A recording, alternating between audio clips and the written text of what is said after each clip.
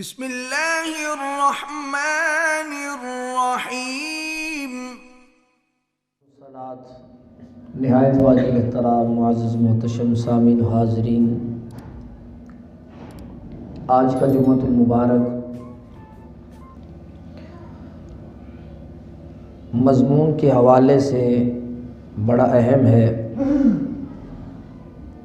اور اس موضوع اور مضمون کو چننے کا مقصد سانحہ سیالکوٹ کا تناظر ہے۔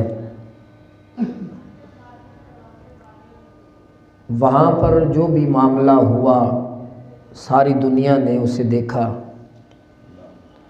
اور انسانیت سوز اور نہایت ہی ایک ایسا چہرہ، بھیانک چہرہ انسانوں کا دکھائی دیا،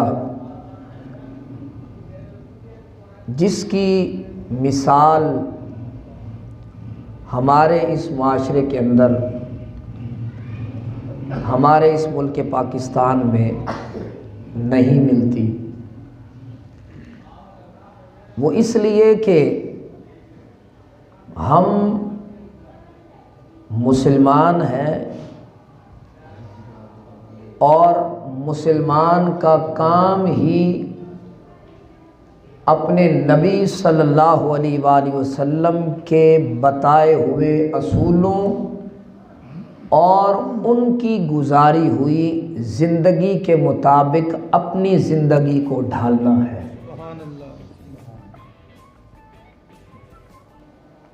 حضرات محترم،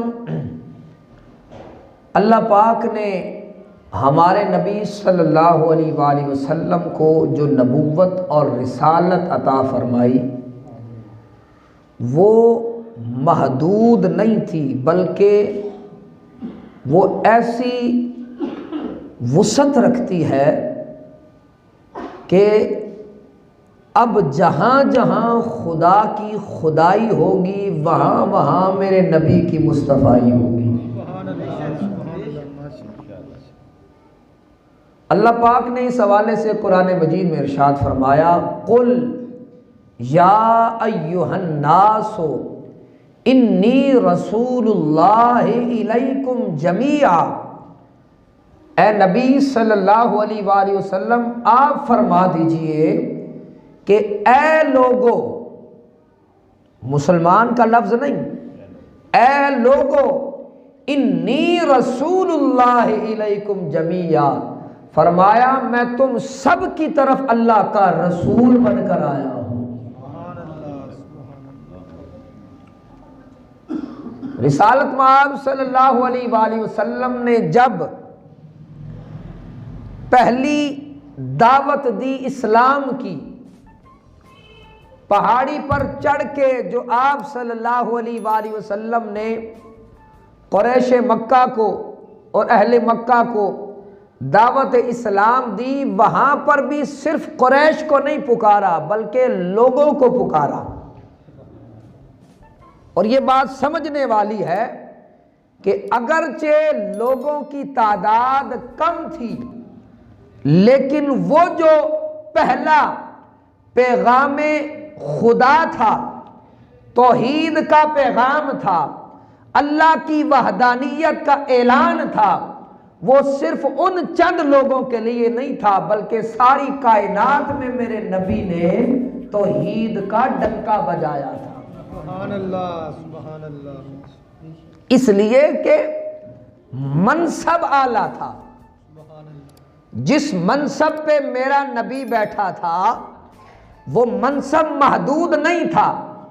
باقی جتنے بھی نبی آئے، کوئی نبی آیا ایک زمانے کے لیے، کوئی نبی آیا ایک قوم کے لیے، کوئی نبی آیا ایک قبیلے کے لیے، لیکن اللہ پاک نے جب اپنے نبی صلی اللہ علیہ وآلہ وسلم کو مبعوث فرمایا، کائنات کے اندر اللہ نے قرآن کے ذریعے سے اعلان فرمایا باقی نبیوں کے زمانے بھی محدود تھے، اللہ اکبر، ان کی نبوت بھی محدود علاقے تک تھی، علاقہ بھی محدود، زمانہ بھی محدود، قوم بھی محدود، لیکن جب اللہ کا محبوب آیا، جب میرا اور تیرا نبی آیا، اللہ نے ختم نبوت کا تاج میرے نبی کے سر پر سجایا، اور میرا نبی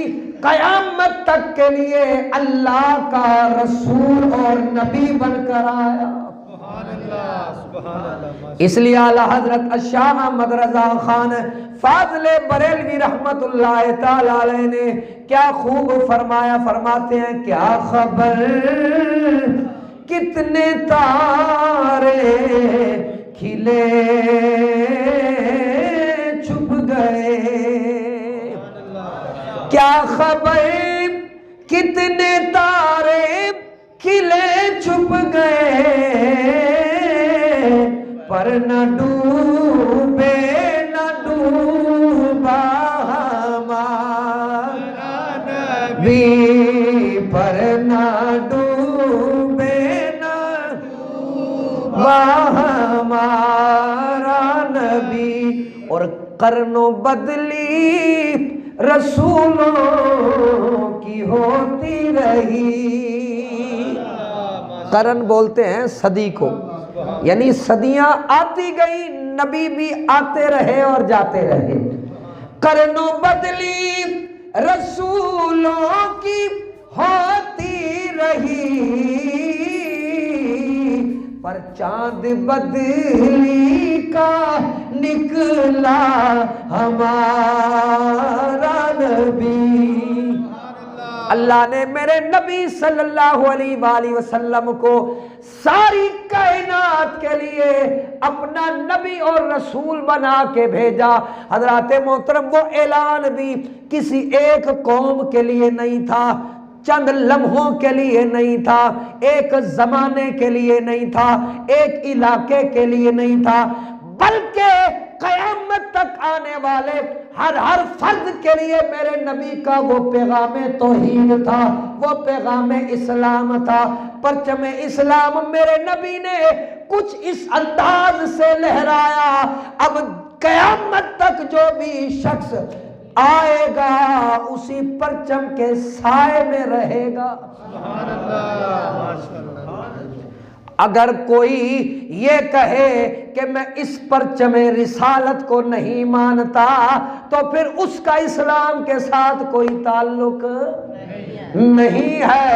اللہ نے آخری نبی کو با اختیار اور وسعت ایسی عطا فرمائی نبوت اور رسالت کی کہ قیامت تک اب کوئی نبی نہ آیا ہے نہ کوئی آئے گا۔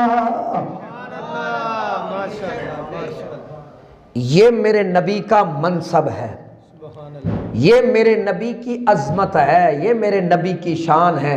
اللہ نے اتنی شان والا نبی عطا فرمایا، اور پھر جب حضور صلی اللہ علیہ وآلہ وسلم نے جب خطبہ حجت الوداع دیا نا، وہ بھی صرف وہ جو سامنے 1,24,000 حضور کے صحابہ تھے نا، صرف ان تک وہ پیغام نہیں تھا، بلکہ رہتی دنیا کے لیے میرے نبی کا وہ پیغام تھا، وہ منشور تھا۔ اس کا ایک ایک پوائنٹ اگر دیکھو تو خدا کی قسم ہر راستہ، یعنی ہر پوائنٹ ایک راستہ ہمیں دکھاتا ہے، زندگی گزارنے کا اصول بتاتا ہے، جو میرے نبی نے خطبہ حجت الوداع میں ارشاد فرمایا۔ اس لیے حضور صلی اللہ علیہ وآلہ وسلم کا ہر لفظ، ہر حدیث رہتی دنیا قیامت تک کے لیے ہر مسلمان کے لیے مشعل راہ ہے۔ کیا سمجھے؟ یہ بنیادی باتیں میں نے اس لیے عرض کی کہ تاکہ آپ کو پتہ چل جائے کہ ہم اللہ اور اس کے رسول صلی اللہ علیہ وآلہ وسلم کی شریعت کے پابند ہیں۔ اس پابندی کو ہم نہیں اپنائیں گے تو ہم کہاں کے مسلمان کہلائیں گے؟ دوسری بات، وہ بھی بات قابل توجہ ہے، اللہ نے، میں نے عرض کیا کہ اللہ نے اپنے نبی کو رہتی دنیا یعنی قیامت تک کے لیے رسول اور نبی بنا کے بھیجا۔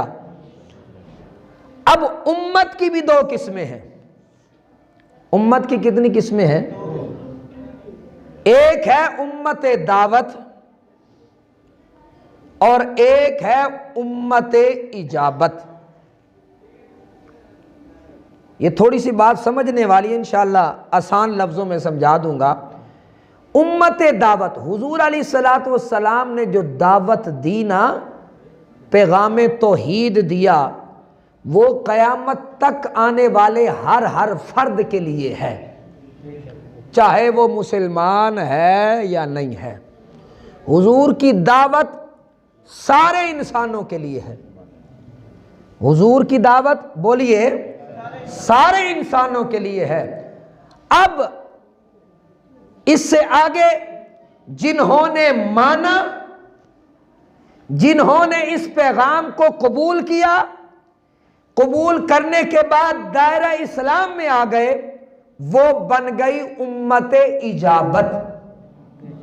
اجابت کا مطلب ہوتا ہے قبول کر لینا۔ کیا مطلب ہوتا ہے؟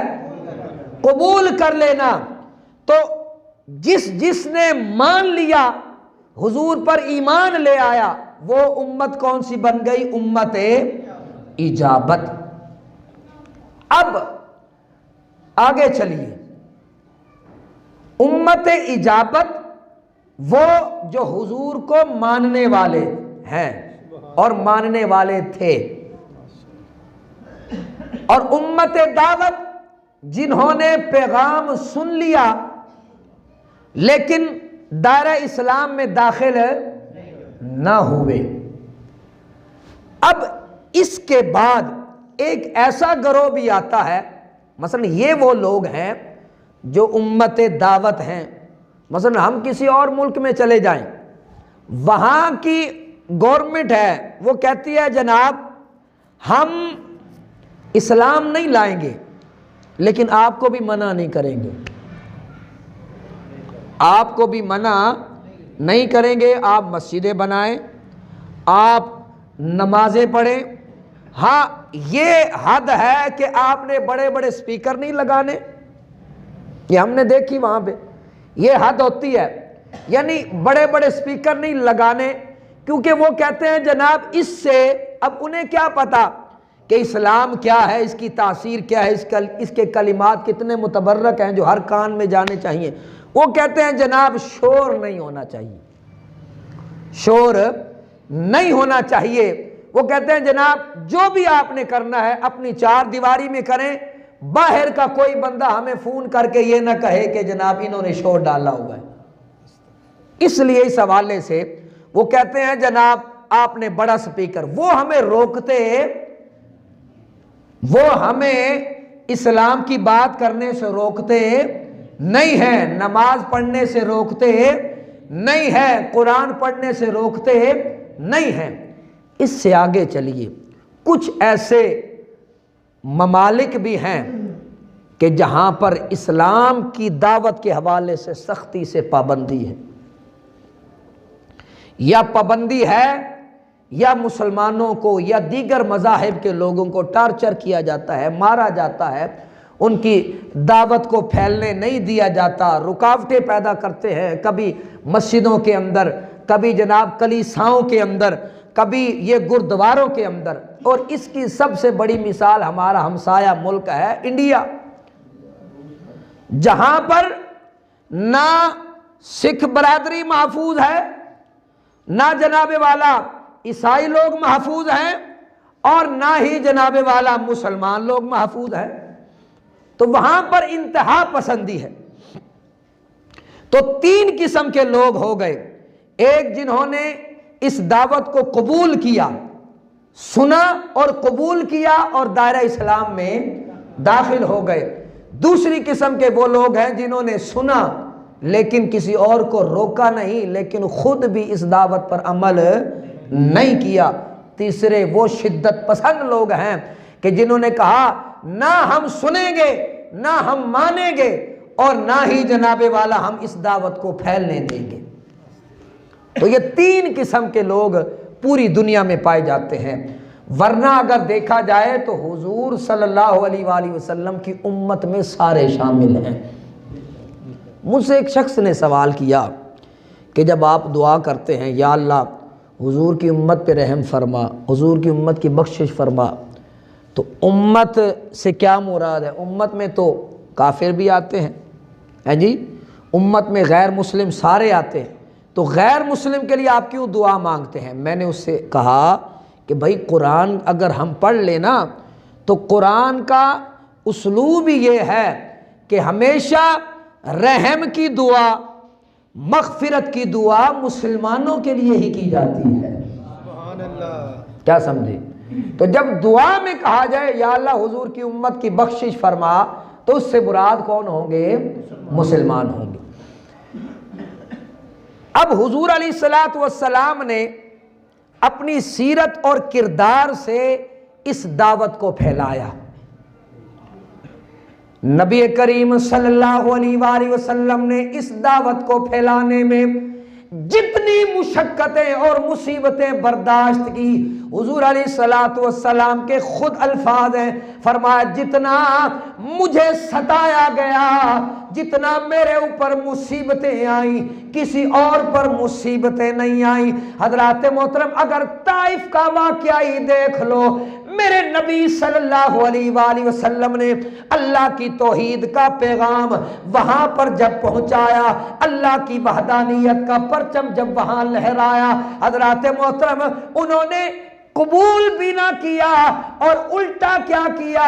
حضور علیہ الصلوۃ والسلام پر پتھر برسانے شروع کر دیے۔ اتنے پتھر برسائے، اتنے پتھر برسائے کہ آپ صلی اللہ علیہ وآلہ وسلم کو لہو لہان کر دیا، سر سے خون چلا اور سرکار کی نالین مبارک بھر گئی۔ حضرات محترم جبریل آئے، عرض کی یا رسول اللہ صلی اللہ علیہ وسلم اگر آپ کہو، اشارہ کرو جس وادی میں یہ لوگ ہیں ان دو پہاڑوں کو ایسے ملاؤں ان کا خاتمہ کر دوں۔ اختیار دیا کہ ایک مرتبہ کہہ دو ہاں، پھر دیکھتے جائیے صفحہ ہستی سے ان کو مٹا دیا جائے گا، ان کا جو ہے وہ وجود ختم کر دیا جائے گا۔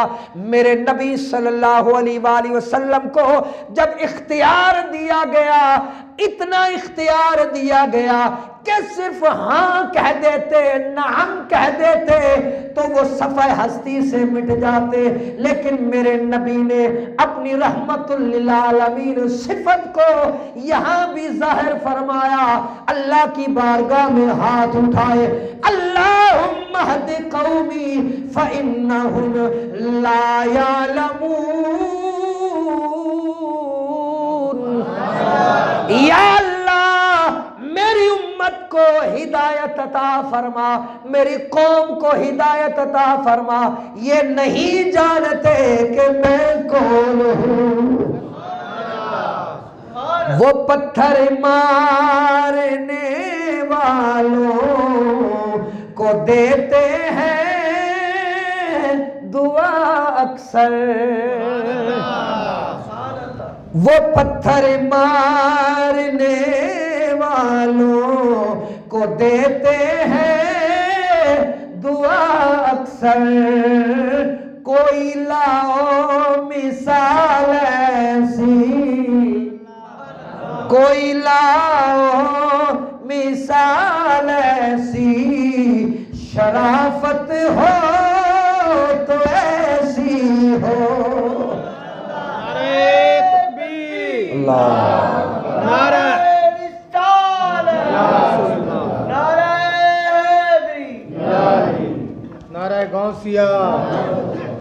سرکار دو عالم صلی اللہ علیہ وآلہ وسلم نے اپنی رحمت والا رحمت والا وہ جو اللہ نے تاج عطا فرمایا تھا، سرکار نے اسی کو استعمال کیا۔ سرکار نے یہ نہیں کہا کہ میرا تو خون آیا ہے، مجھے یہاں بھی درد ہوا ہے، یہاں بھی تکلیف ہوئی ہے۔ سرکار نے اپنی ساری تکلیفیں اللہ اکبر دعا کی صورت میں اللہ کی بارگاہ میں پیش کر دی۔ یا اللہ میری قوم کو ہدایت عطا فرما۔ سبحان اللہ، سبحان اللہ، ماشاء اللہ۔ اتنا با اختیار نبی ہے کہ اگر درخت کو اشارہ کرے تو حضور کے قدموں میں آ کے سجدہ کرے۔ سبحان اللہ، سبحان اللہ۔ اختیار ہے نا، اتنا با اختیار ہے کہ ایسے اشارہ کرے تو پتھر پانی کے اوپر چل کے حضور کے قدموں کا بوسہ لے۔ سبحان اللہ۔ اتنا با اختیار ہے کہ اگر اپنا ہاتھ مشکیزے میں رکھے تو 5 انگلیوں سے چشمے جاری ہو جائے۔ سبحان اللہ۔ اختیار استعمال نہیں کیا بلکہ رحمت کی چادر ڈال دی۔ سبحان اللہ۔ یا اللہ میری قوم کو ہدایت عطا فرما۔ یہ ہے اسلام کا مزاج، یہ ہے حضور کی سیرت۔ سبحان اللہ، ماشاء اللہ۔ آپ بندے کو مار بھی رہے ہو اور لبیک یا رسول اللہ کے نعرے بھی لگا رہے ہو، کس منہ سے حضور کو اپنا چہرہ دکھاؤ گے؟ حضور علیہ السلام نے ارشاد فرمایا، جس نے کسی بھی معاہد کو یعنی مسلمان ملک میں رہنے والے کافر کو اذیت دی، فرمایا میں اس کی طرف سے ضامن بن کے اس کا مقدمہ لڑوں گا، میں وکیل ہوں گا اس کا۔ اب بتاؤ کس حیثیت سے بندہ کسی بھی شخص کو اٹھائے، مارے، جلا دے؟ یہ اسلام کا مزاج نہیں ہے۔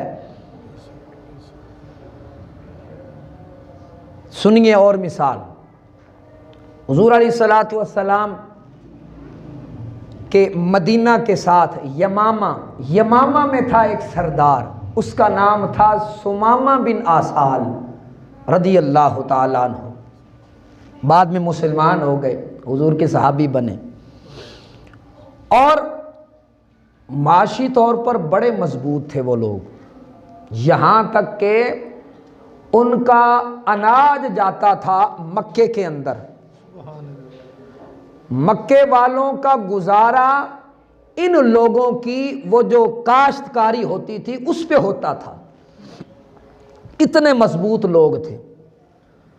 سن 6 ہجری میں جب حضور علیہ السلام نے مختلف بادشاہوں کو، سرداروں کو اسلام کا پیغام دیا نا، تو اس تک بھی پہنچا، سمامہ بن آسال تک بھی پہنچا۔ اس نے کہا اس کی کیوں جرت ہوئی کہ مجھ تک یہ پیغام دے؟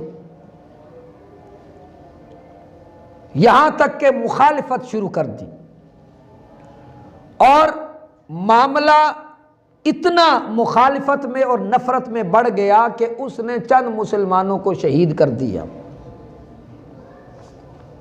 ایک دن کیا ہوا، وہی سمامہ بن آسال اپنے علاقے سے چلا اور مکے جا رہا تھا عمرہ کرنے کے لیے۔ کیا؟ عمرہ کرنے کے لیے جا رہا تھا، تو مدینے کے پاس سے گزر ہوا حضور علیہ السلام کا کہ مجاہدین، حضور کے صحابہ جو مدینے کی حفاظت پر مامور تھے، دیکھا نا کہ کوئی کافر جا رہا ہے اور کہیں یہ حملہ نہ کر دے مدینے پر، اس کو پکڑا، قید کیا اور حضور کی بارگاہ میں لے آئے۔ حضور تو موجود نہیں تھے، انہوں نے کیا کیا، مسجد نبوی کے ستون کے ساتھ اسے رسیوں کے ساتھ باندھ دیا۔ سمجھ لگ گئی یہاں تک؟ رسیوں کے ساتھ باندھا۔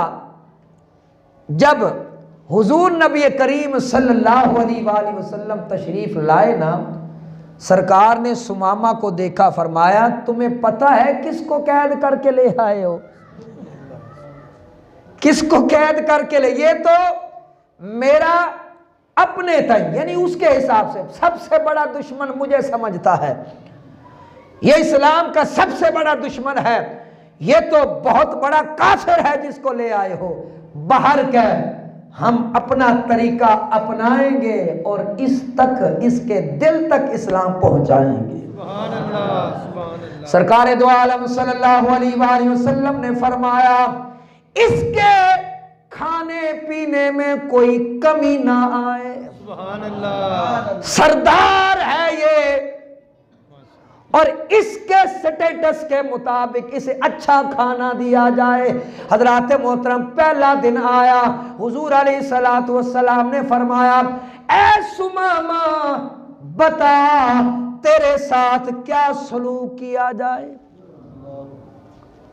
ذہن میں رکھنا کافر ہے، اختیار ہے میرے نبی کو، مسجد نبوی ہے، یہ ساری باتیں ذہن میں رکھنا۔ میرے نبی نے فرمایا بتا تیرے ساتھ کیا سلوک کیا جائے۔ اس نے کہا اگر معاف کر دو گے تو آپ کی مہربانی، سبحان اللہ ماشاء اللہ۔ اگر قتل کر دو گے تو وہ تمہارا حق بنتا ہے اس لیے کہ میں نے آپ کے ساتھیوں کو قتل کیا ہے، اور اگر کچھ ہدیہ چاہیے فدیہ چاہیے تو جتنا کہو گے اتنا ملے گا۔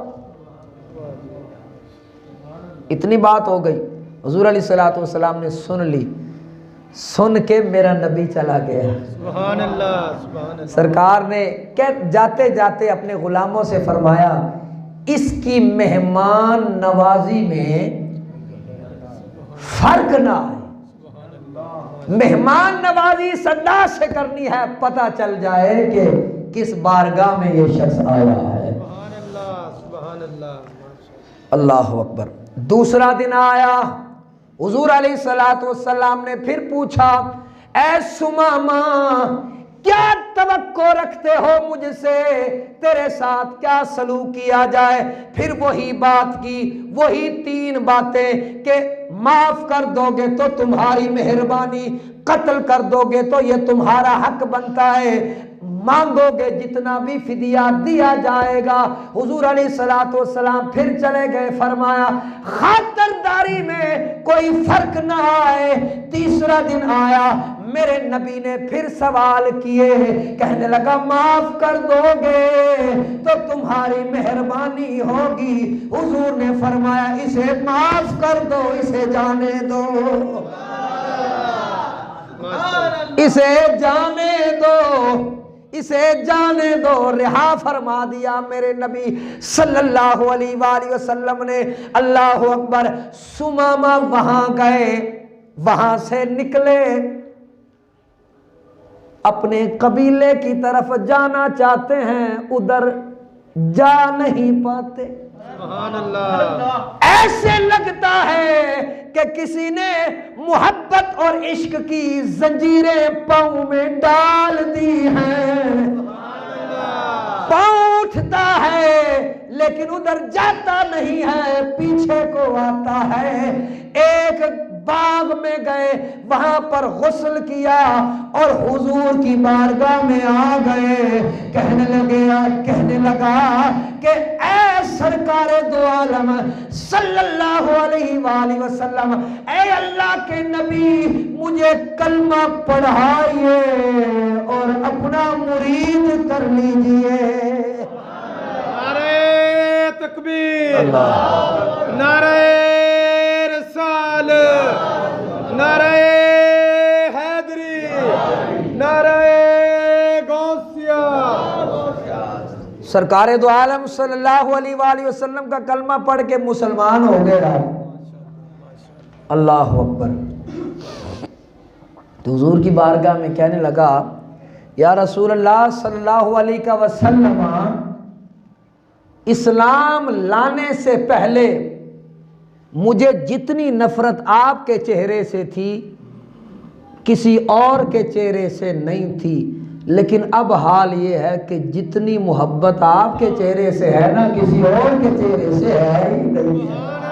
بلند آواز سے، زیادتی نہیں کرنی، بلند آواز نہ، سبحان اللہ۔ ماشاءاللہ۔ اور پھر کہنے لگا یا رسول اللہ جتنی نفرت مجھے آپ کے شہر سے تھی کسی اور شہر سے نہیں تھی، اب حال یہ ہے کہ جتنی محبت مجھے مدینے سے ہے کسی اور شہر سے ہے نہیں۔ تو سونا سارے جگ تو سونا تے سونا شہر مدینہ،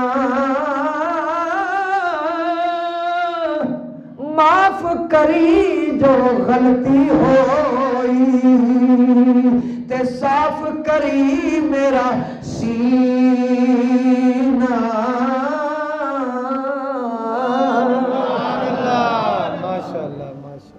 یہ میرے نبی کا مزاج ہے بھئی۔ غیر مسلموں کے ساتھ میرے نبی نے کچھ اس انداز سے سلوک کیا کہ وہ خود بخود حضور کی بارگاہ میں آئے۔ اس واقعے سے کیا آپ کو پتہ چلتا ہے کہ حضور نے زبردستی کی، حضور نے اپنا اخلاق دکھایا۔ سبحان اللہ۔ تیرا میرا اخلاق ڈنڈا اٹھانا نہیں ہے، تیرا میرا اخلاق بلا وجہ چلو قصور بھی تھا یا نہیں تھا اس کا فیصلہ کیا میں نے کرنا تھا؟ بولو نا یار، زیادتی نہیں کرنی، پورے ہوش کے ساتھ اور پورے وثوق کے ساتھ جواب دینا ہے۔ کیا کسی کو قصوروار ٹھہرانا یا بے قصور کرنا یہ تیرا میرا کام ہے؟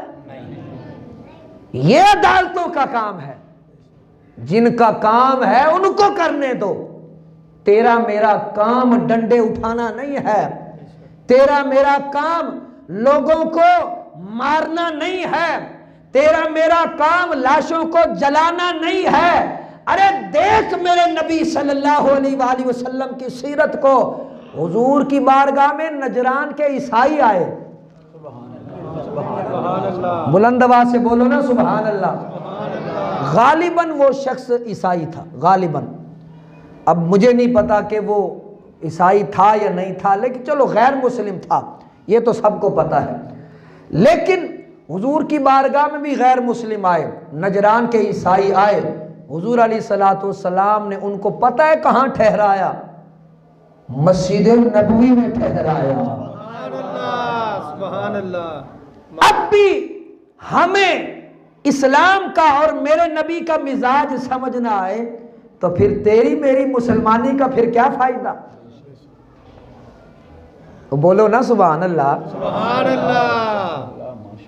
حضور نبی کریم صلی اللہ علیہ وآلہ وسلم کی بارگاہ میں جب نجران کے عیسائی آئے نا، نجران کے نصرانی آئے، تو حضور علیہ السلام نے نہ صرف ان کو مسجد نبوی میں جگہ دی بلکہ عبادت کے لیے فرمایا تم الگ سے اپنی عبادت بھی کر سکتے ہو۔ حضور نے تو اس انداز سے، یہ دیکھو، اس انداز سے غیر مسلموں کو اپنی بارگاہ میں بلایا ہے، اور تیرے دل میں اتنی تنگی ہو گئی ہے کہ تو جناب والا مارنا شروع کر دے اور جناب والا لاشوں کو جلانا شروع کر دے۔ کیا منہ دکھائے گا اپنے نبی صلی اللہ علیہ وآلہ وسلم کو جنہوں نے پتھر کھائے اف تک نہیں کہا، جنہوں نے زیادتیاں سہی لیکن ایک لفظ بھی نہیں بولے، اور پھر یہی مزاج حضور علیہ السلام کے صحابہ نے دکھایا۔ سبحان اللہ، سبحان اللہ۔ جب لشکر بھیجنے لگے نا حضرت سیدنا صدیق اکبر رضی اللہ تعالیٰ عنہ، فرمایا بوڑھوں کو قتل نہیں کرنا۔ پہلی بات کیا کی؟ فرمایا ان کو اسلام کی دعوت دینی ہے۔ کیا؟ اسلام کی دعوت دینی ہے۔ اگر قبول کر لیں فابہا، نہ قبول کر لیں تو یہ نہیں کہ جناب والا مارنا شروع کر دو۔ سبحان اللہ، سبحان اللہ۔ اگر وہ ٹیکس دیں تو فرمایا اس کا مطلب یہ ہے کہ اب وہ وہاں رہ سکتے ہیں، پھر بھی نہیں کہا کہ ان کو مارنا ہے۔ ہاں بخاری نا ذرا سبحان اللہ۔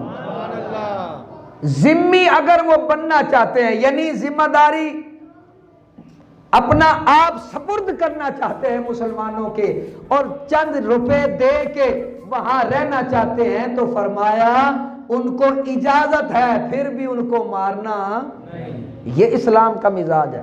پھر فرمایا عورتوں کو قتل نہیں کرنا، بچوں کو نہیں مارنا، بوڑھوں کو نہیں مارنا، اور جو ان کے مذہبی پیشوا ہیں ان کو بھی نہیں مارنا۔ سبحان اللہ، یہ اسلام کا مزاج ہے، سمجھے ہو میری بات؟ اس لیے کہ جب شدت پسندی کی آگ لگتی ہے نا تو اس کا اثر پورے ملک کے اوپر ہوتا ہے، پورے ماحول کے اوپر ہوتا ہے۔ ہر بندہ پھر وضاحت لینا چاہتا ہے کہ بھئی ہم کیا کریں، تو سمجھو نا پھر اسلام کا مزاج کیا ہے۔ میں وہی باتیں بتا رہا ہوں جو میرے اور تیرے نبی نے بتائی ہے اور ان کے صحابہ نے سرکار سے سیکھ کے ہم تک پہنچائی ہیں۔ فرمایا سنو سب سے بڑی بات، فرمایا جو سایہ دار درخت ہو اس کو کاٹنا نہیں ہے۔ بلند آواز سے پکارنا سبحان اللہ۔ سایہ دار درخت کو کاٹنا نہیں ہے، پھر فرمایا فصلوں کو اجاڑنا نہیں ہے۔ یہ انسانیت ہے۔ ارے اسلام نے تو انسانیت سے پیار کیا ہے، اس لیے کہ فصلیں جو اگاتی ہیں اس کا تعلق انسانیت کے ساتھ ہوتا ہے۔ ارے تم اگر ان کی خوراک خراب کرو گے، وہ خوراک جو انہوں نے بڑی محنت سے تیار کی ہے، تو تجھ سے اللہ ناراض نہیں ہوگا۔ انسانیت کا اعلیٰ مثالیں، اللہ اکبر، حضرت سیدنا علی المرتضی رضی اللہ تعالیٰ عنہ جب کافر کے سینے پر چڑھ گئے نا اور اس نے تھوک دیا، فوری طور پر نیچے اتر آئے، ہاتھ میں تلوار تھی، اختیار تھا، ایک لمحے کے لیے ایسے کرتے گردن تن سے جدا ہو جاتی، لیکن پوچھا علی نیچے کیوں اتر آئے ہو؟ میں نے تو جاتے جاتے کہا کہ اپنی نفرت کا ایک لمحے کے لیے نفرت دے کر جاؤں تاکہ جاتے جاتے بھی نفرت کا مزہ چکھ لے، لیکن تو میری سوچ سے بھی اوپر نکلا، تو نے کیوں مجھے چھوڑ دیا؟ کہا علی پہلے مار رہا تھا تجھے اسلام کی خاطر، کیونکہ تو دشمن خدا ہے، تو دشمن رسول ہے، اس لیے علی تجھے مار رہا تھا۔ جب تو نے تھوکا پھر غصہ غالب آ گیا۔ آنکھوں نا سبحان اللہ۔ پھر غصہ غالب آ گیا، اور جب غصہ غالب آ گیا نا تو پھر اب اسلام والی جنگ نہ رہی، اب تیری میری جنگ تھی، اور علی اپنے نفس پر قابو کرنا جانتا ہے۔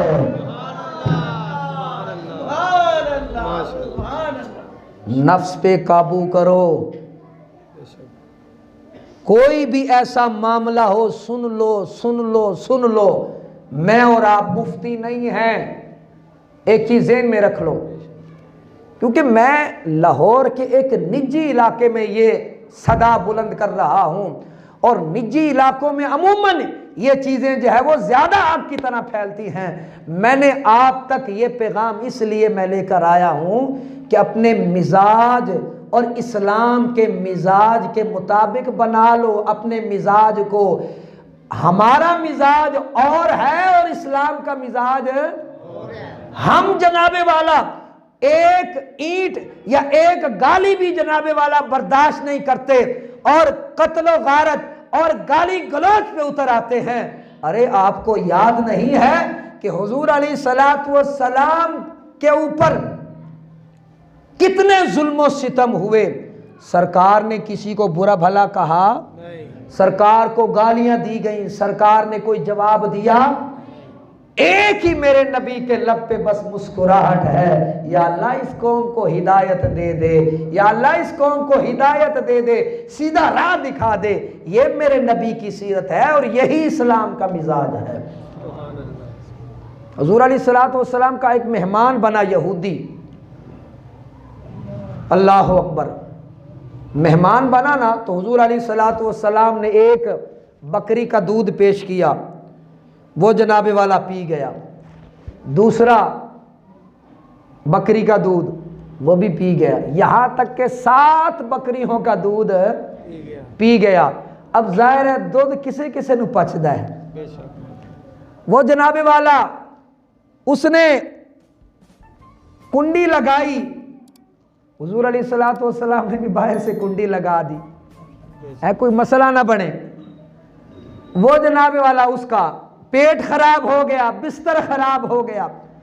اب جب صبح ہوئی نا تو حضور علیہ الصلوۃ والسلام کو پتہ چل گیا کہ مہمان کے ساتھ کیا معاملہ ہو گیا ہے. حضور علیہ الصلوۃ والسلام نے چپکے سے کنڈی کھول دی. وہ جناب والا اپنا سارا سامان اس نے سمیٹا اور وہاں سے اس نے اپنے تائیں یہ سمجھا کہ مجھے کوئی دیکھ نہیں رہا. ارے اس سے کیا چیز چھپ سکتی ہے جو ساری کائنات کو دیکھ رہا ہے. سبحان اللہ. بلند آواز سے پکارنا سبحان اللہ. اللہ اکبر. دور گیا اور ادھر حال یہ ہے کہ حضور علیہ الصلوۃ والسلام نے فرمایا بستر لے کر آؤ, اس یہودی کا بستر لے کر آؤ, میں اپنے ہاتھوں سے یہ صاف کروں گا.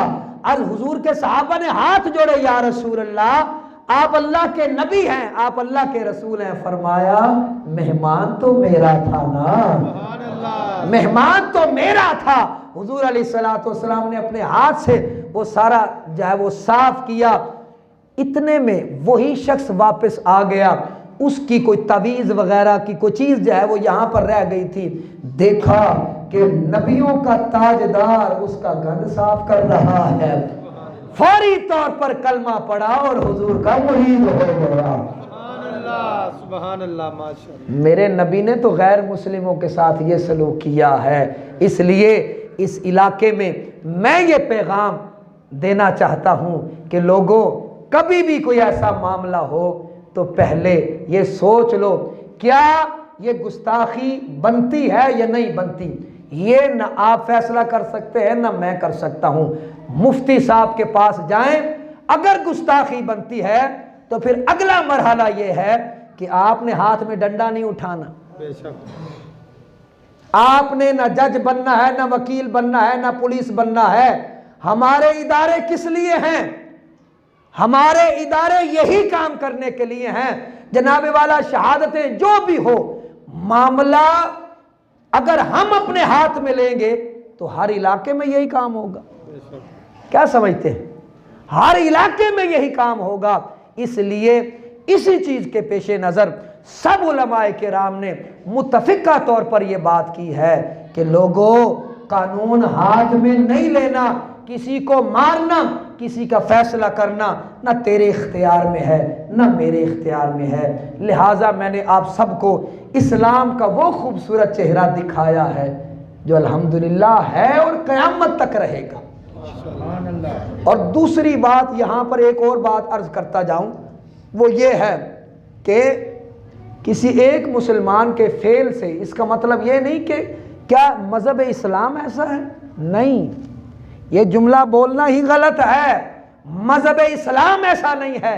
اسلام وہی ہے جو میں نے آپ کو بتا دیا ہے. صلہ رحمی والا یہ دین ہے, یہ محبت اور پیار والا دین ہے, یہ برداشت والا دین ہے, یہ تحمل والا دین ہے, یہ لوگوں کو اپنے محبت سے گلے سے لگانے والا دین ہے, یہ روٹھے ہوئے لوگوں کو منانے والا دین ہے, غیر مسلموں کے ساتھ مل کے کھانے والا دین ہے. اس لیے اس چیز کو سمجھو, اسلام کا مزاج سمجھو, رسول اللہ صلی اللہ علیہ وآلہ وسلم کی تعلیمات کے مطابق اللہ ہم سب کو عمل کی